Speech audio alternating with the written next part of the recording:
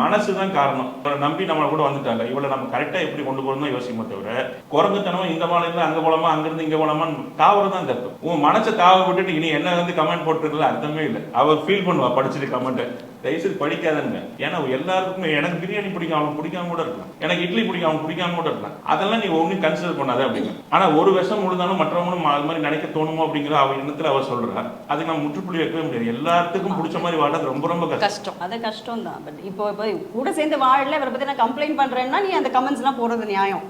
சேர்ந்து வாழறோம், இவ்வளோ வருஷமா வாழ்ந்துருக்கோம், 23 24 வருஷமா ஒன்னா சேர்ந்து வாழ்ந்துட்டு இருக்கோம் அப்படின்னா ஸோ அது ஒரு அப்ரிசியேஷன் வேணும்ல. சார் நான் கமெண்ட்ஸ் வந்து நெகட்டிவும் எடுத்துப்பேன், பாசிட்டிவும் எடுத்துப்பேன்னு வச்சுக்கோங்க. நெகட்டிவ் வந்து ஓவராக வரும்போது இவர்கிட்ட ஷேர் பண்ணேன், என்ன இப்படி வருது அப்படின்ட்டு.